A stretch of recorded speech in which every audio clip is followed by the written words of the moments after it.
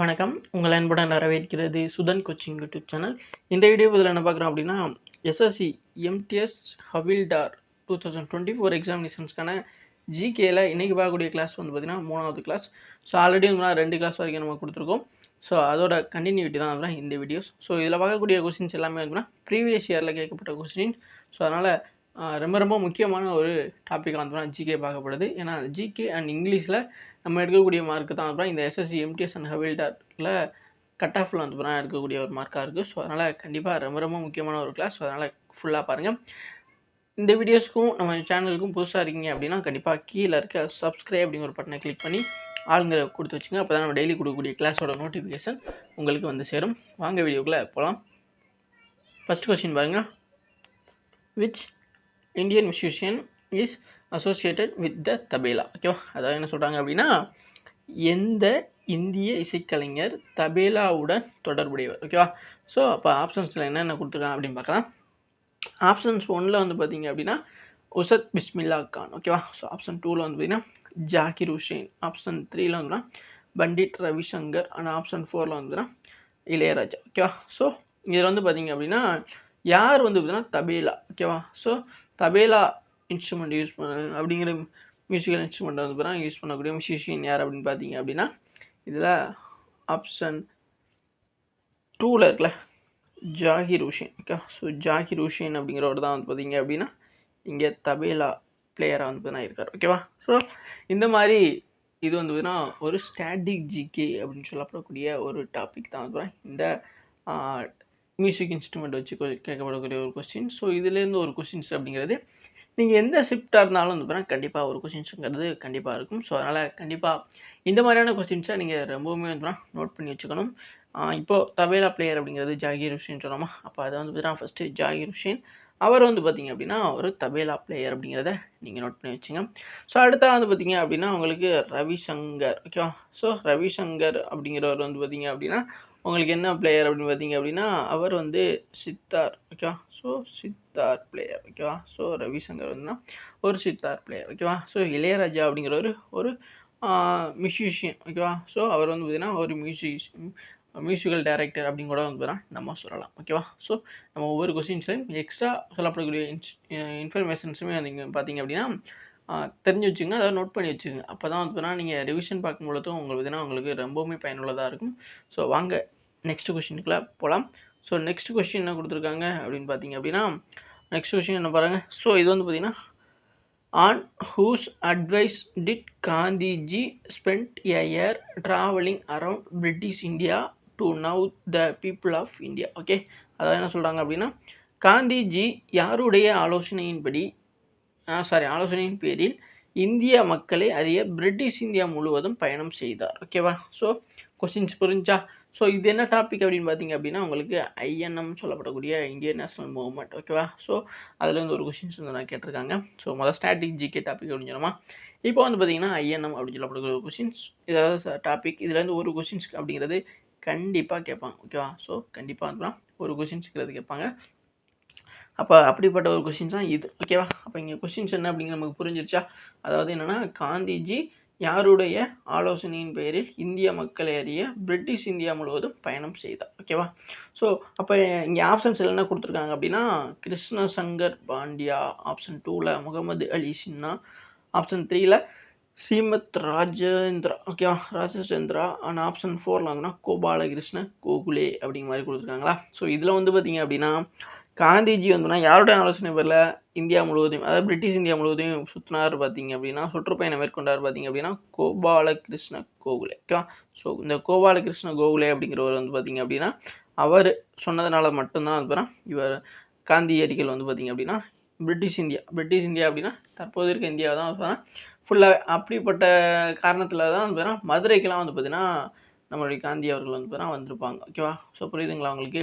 So எந்த ரீசனால் India முழுவதும் சுற்றுப்பயணம் மேற்கொண்டா அப்படிங்கிறது உங்களுக்கு புரிஞ்சிருக்கும் நினைக்கிறேன். ஸோ இது வந்து எப்படி கொஸ்டின்ஸ் கேட்டிருக்கா அப்படிங்கிறது ப்ரீவியஸில் பார்த்துங்க. ஓகேவா.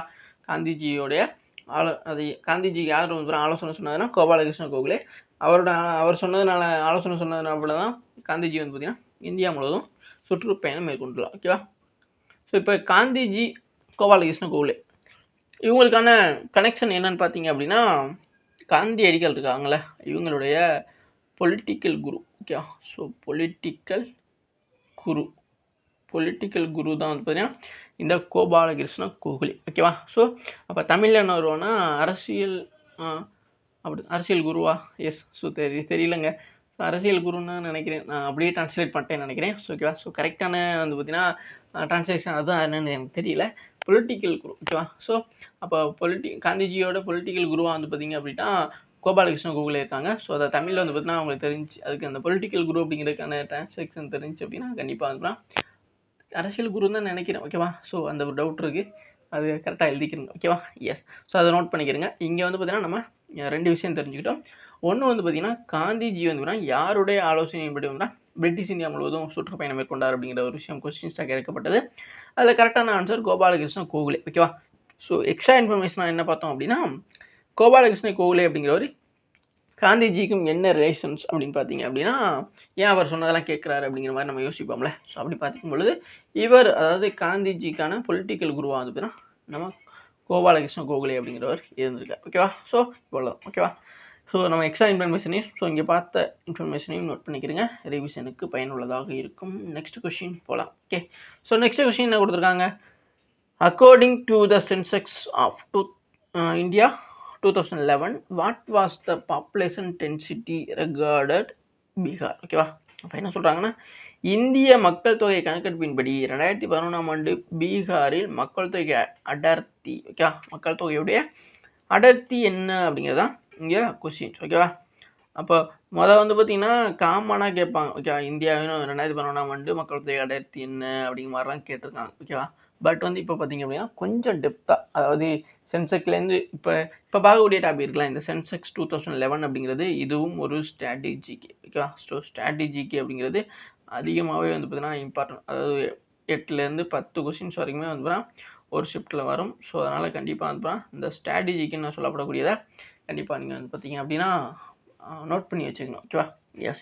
ஸோ எல்லாமே முக்கியம் தான். இதில் ஸ்ட்ராட்டஜிக்கு அப்படிங்கிறது எந்தெந்த மாதிரி டாபிக் எங்கேருந்து கேட்குறாங்க அப்படிங்கிறத நம்மளால் வந்து புரிஞ்சிக்க முடியும், அதை ப்ரெடிக்ட் பண்ண முடியும். ஓகேவா? அதுதான் ஓகேவா ஸ்ட்ராட்டஜி கேட்கும்.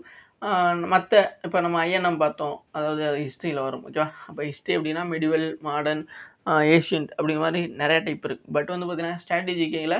ஸோ இந்த டாப்பிக்லேருந்து கண்டிப்பாக ஒரு கொஸ்டின்ஸ் வரும், இந்த டாப்பிக்லேருந்து ஒரு கொஸ்டின்ஸ் வரும் அப்படிங்கிறத நம்மளால் கண்டிப்பாக ப்ரெடிக்ட் பண்ண முடியும். பட் வந்து பார்த்தீங்கன்னா இதே ஹிஸ்ட்ரியோ ஜியாகிரஃபியோ வந்து இந்த டாப்பிக்லேருந்து மட்டும்தான் வரும் அப்படிங்கிறத சொல்ல முடியாது. ஓகேவா? ஸோ அப்போ இங்கே என்ன பீகார் 2011ஆம் ஆண்டு மக்கள் தொகை கணக்கெடுப்படி பீகாருடைய மக்கள் தொகை அடர்த்தி என்ன? டென்சிட்டி தான். ஓகேவா? ஸோ அப்போ இங்கே ஆப்ஷன்ஸ் என்ன கொடுத்துருக்காங்க அப்படின்னா ஆப்ஷன் 1ல் 1106 நபர்கள் by persons by kilometre square. Option 2ல் வந்துன்னா 980 persons per kilometre square. Option 3ல் வந்துன்னா 1050 persons by kilometre square. And option 4ல் வந்துன்னா 1320 பர்சன்ஸ் பை கிலோமீட்டர் ஸ்கொயர். ஓகேவா? ஸோ இப்படி இருக்கையில் வந்து பார்த்தீங்கன்னா இதில் இந்த பாப்புலேஷன் டென்சிட்டி பீகார் அப்படிங்கிறப்ப வந்து பார்த்தீங்கன்னா இதில் கரெக்டான ஆன்சர் என்னன்னு பார்த்தீங்க அப்படின்னா உங்களுக்கு ஆப்ஷன் 1ல் இருக்கலாங்க, அதே தாங்க. ஓகேவா? ஸோ 1106. ஓகேவா? 1106 பர்சன்ஸ். ஓகேவா?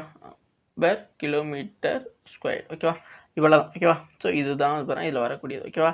So 1106 persons by kilometre square அப்படிங்கிறது தான் இதில் வரக்கூடியது. அதாவது பீகார் பர்டிகுலராக இது வந்து நோட் பண்ணிக்கிறேங்க. ஃபஸ்ட்டு பீகார் போட்டு அதுக்குடைய பாப்புலேஷன் டென்சிட்டி அப்படிங்கிறத நோட் பண்ணிவிட்டு அதுக்கப்புறம் வந்து பார்த்தீங்கன்னா இந்த 1106 பர்சன்ஸ் பை கிலோமீட்டர் ஸ்கொயர் அப்படிங்கிறது இருக்கும். ஓகேவா? ஸோ புரிஞ்சிச்சுங்களா? அவ்வளோதான்.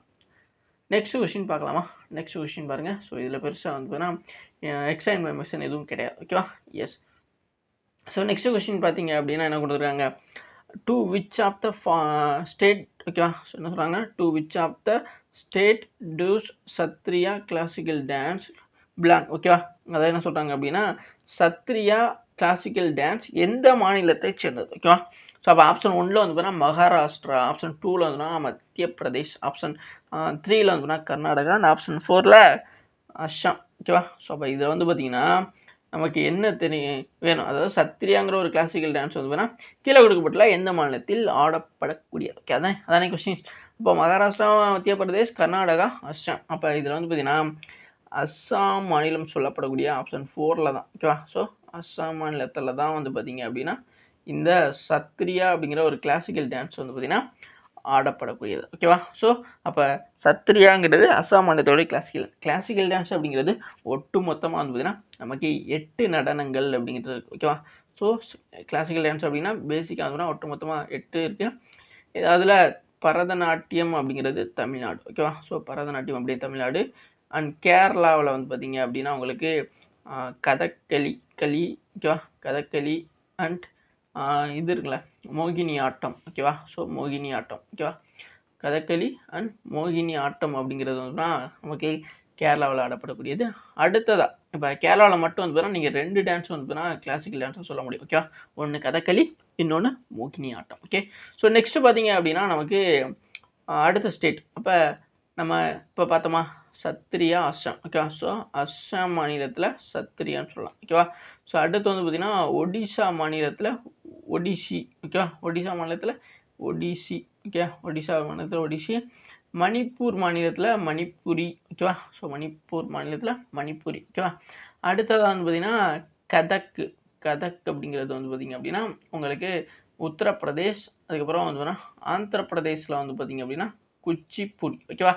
ஸோ நான் சும்மா லைட்டாக தான் இந்த இடம் ஏரியா போடலாம் சும்மா தான் உங்களுக்கு வந்து நான் சொல்லியிருக்கேன். நான் சொன்னதை வந்து பார்த்தீங்கன்னா அதாவது சும்மா சொல்லியிருக்கேன் அப்படின்னா ஃபுல்லாக ரிட்டர்ன் பண்ணல அப்படிங்கிறது தான் நான் சொல்லக்கூடிய ஸ்டேட்மெண்ட். ஓகேவா? ஸோ நீங்கள் வாட்டுக்கு வந்து பார்த்தீங்கன்னா சும்மா சொல்லியிருக்கீங்க அப்படின்னா இவ்வளோ நேரம் சொன்னது பொய்யா அப்படிங்கிற மாதிரி நீங்கள் நினச்சிக்கூடாது. ஓகேவா? இப்போ இந்த இடத்துல வந்து பார்த்தீங்கன்னா இப்போ பரதநாட்டியம் அப்படின்னா டிஎன் போட்டிருக்கேன் அப்படின்னா பரதநாட்டியம்ங்கிறது தமிழ்நாடு அப்படிங்கிறத நீங்கள் எடுத்துக்கணும். அதே மாதிரி கே போட்டு களி அண்ட் மோகி அப்படிங்கிற மாதிரி போட்டிருக்கீங்க அப்படின்னா கதகளி அண்ட் த மோகினி ஆட்டம் அப்படிங்கிறது. ஓகேவா? இப்போ ஏஎஸ் அப்படின்னா அஸ்ஸாம் சத்ரியா அப்படின்னு சொன்னோமா அதுதான். ஓகேவா?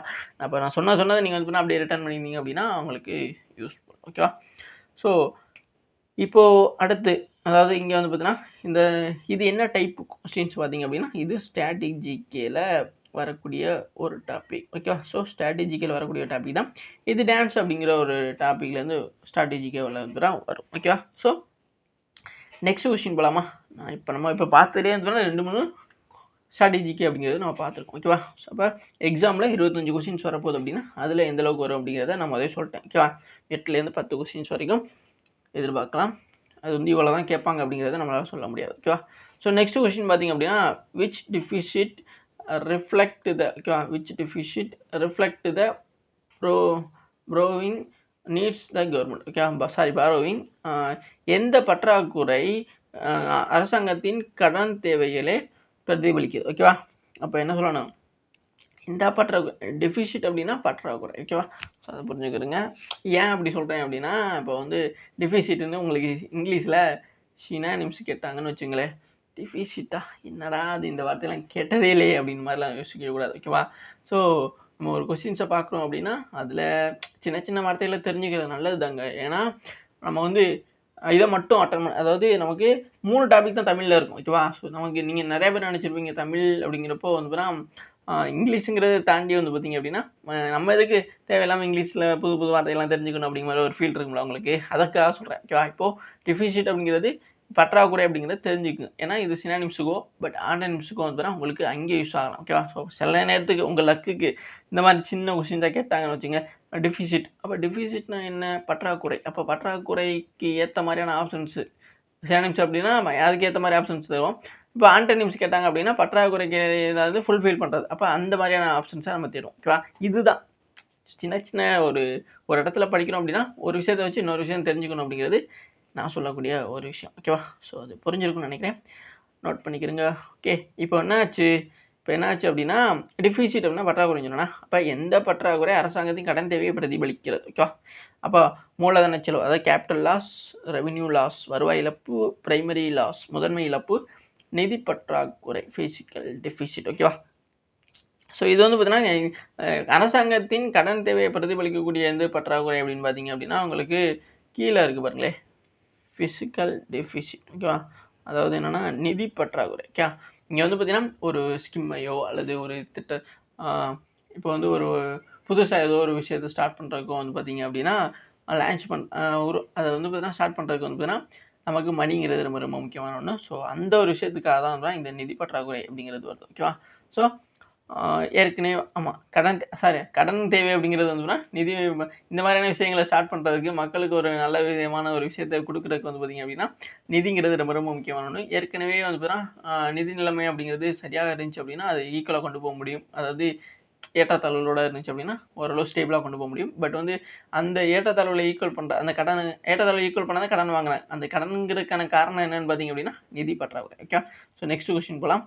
ஸோ இது அதாவது இப்போ பார்த்தோம்னா இது என்ன டைப் கொஸ்டின்ஸ், அதாவது ஜிகேல பார்த்தீங்க அப்படின்னா எக்கனாமிக்ஸ். ஓகேவா, ஸோ எக்கனாமிக்ஸ்லேருந்து ஒரு கொஸ்டின்ஸ் வந்து கண்டிப்பாக கேட்பாங்க. ஓகேவா, ஸோ நீங்கள் கண்டிப்பாக வந்து இது தெரிஞ்சுக்கணும். எக்கனாமிக்ஸ்லேருந்து ஒரு கொஸ்டின்ஸ் கண்டிப்பாக கேட்பாங்க.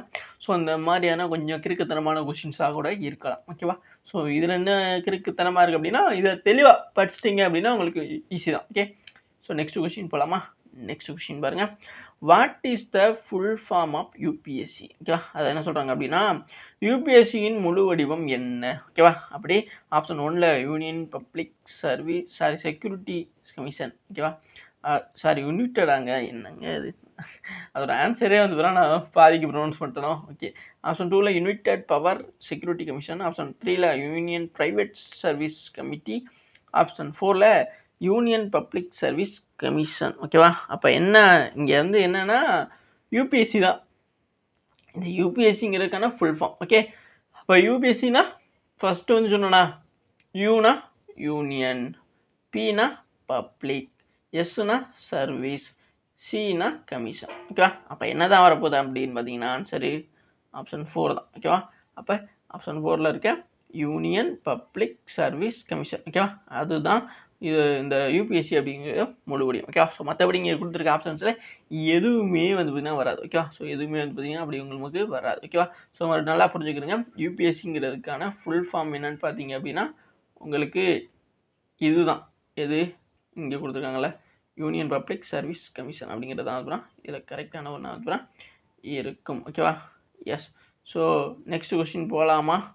இது வந்து பார்த்தீங்க அப்படின்னா உங்களுக்கு என்ன டைப்னா இதுவும் எக்கனாமிக்ஸில் அந்த எக்கனாமிக்ஸில் பேக் சைடில் பாலிட்டியில் வருங்க. பாலிட்டியில் வந்து பார்த்தீங்கன்னா இது இருக்குல்ல இதுக்கான ஆர்டிகல்ஸ்லாம் சொல்லுவாங்கள்ல அதில் வரக்கூடியது இருக்கும். ஓகேவா, ஸோ இப்போ யூபிஎஸ்சி உறுப்பினர்கள் அப்படிங்கிறவங்க வந்து பார்த்தீங்கன்னா 6 ஆண்டுகள் வந்து பார்த்தீங்கன்னா யூபிஎஸ்சி உறுப்பினர், அதாவது யூபிஎஸ்சியில் வந்து பார்த்தீங்கன்னா ஒரு ஹெட்டாக இருப்பார்ல அவர் வந்து பார்த்தீங்கன்னா யூபிஎஸ்சி சேர்மன் வந்து பார்த்தீங்கன்னா யார்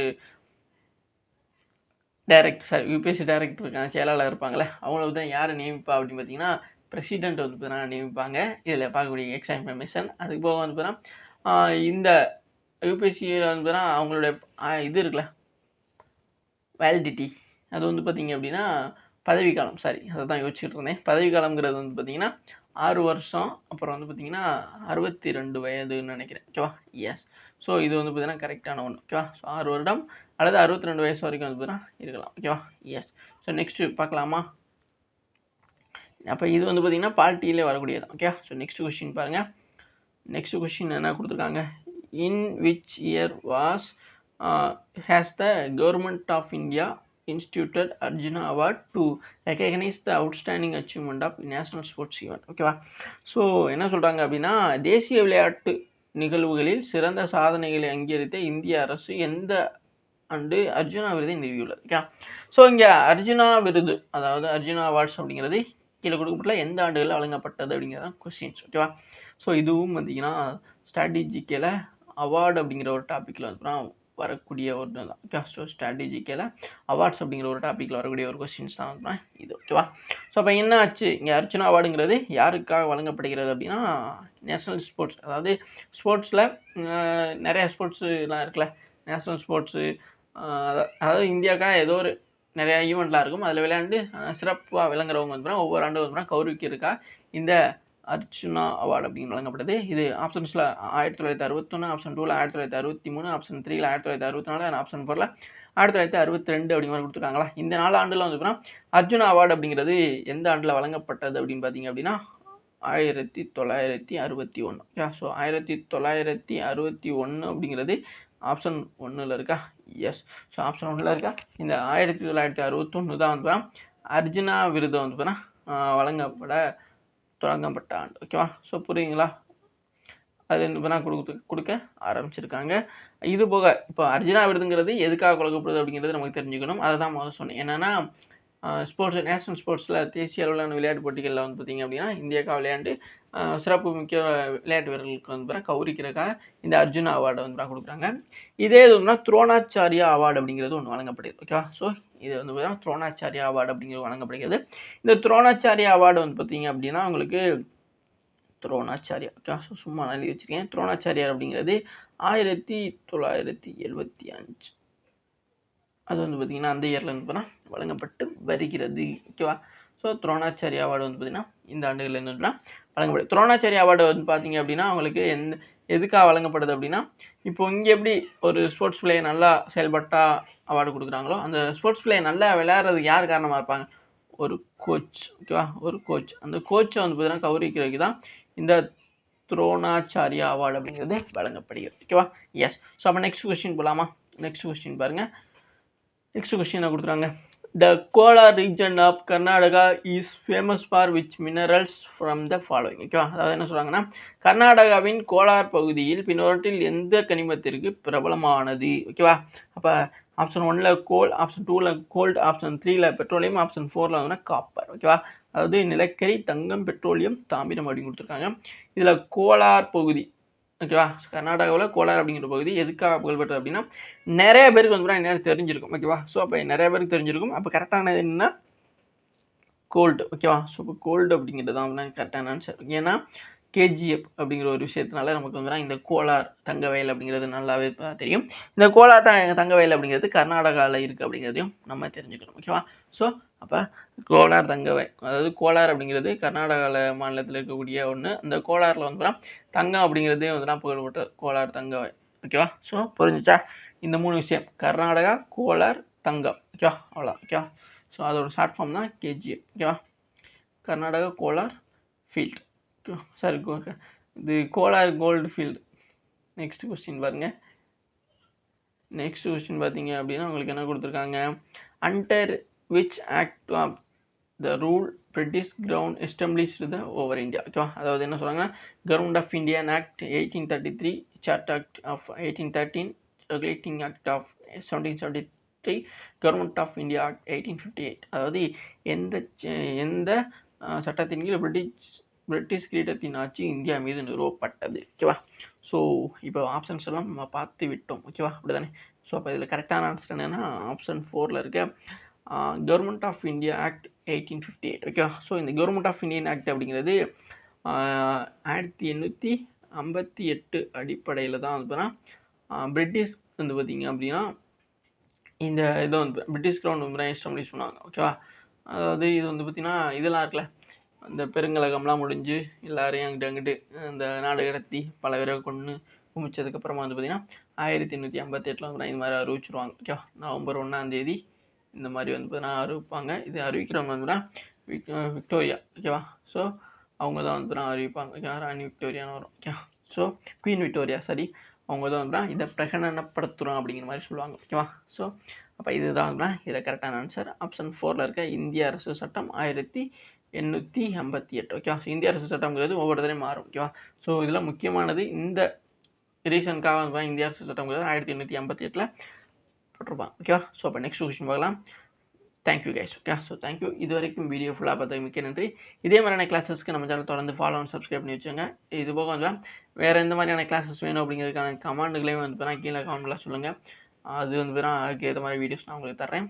தேங்க்யூ.